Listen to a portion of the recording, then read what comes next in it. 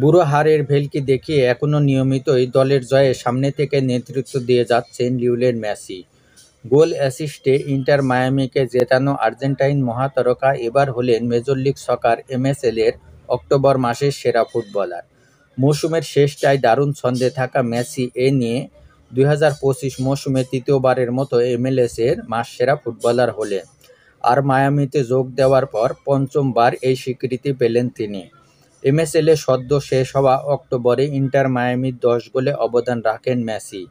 ৫ গোলের সঙ্গে সতীর্থদের দিয়ে করান আরও ৫ গোল। সবশেষ ন্যাশভিল এসসির বিপক্ষে ম্যাচটি ছিল রেকর্ড ব্যালন ডি'অর জয়ীর পুরো মৌসুমের মাসের প্রতিচ্ছবি। শেষ ম্যাচে হ্যাটট্রিক গোল ও একটি অ্যাসিস্ট করেন তিনি। মৌসুমে সর্বোচ্চ গোল করে গোল্ডেন বুটও জিতে নিয়েছেন তিনি।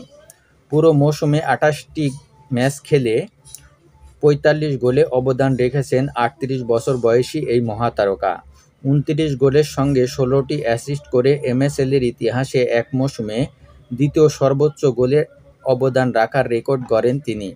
অন্যদিকে ২০২৫-এর নিয়মিত মৌসুম শেষ হওয়ার পর এবার মেসিকে হাতছানি দিচ্ছে আরেকটি ইতিহাস।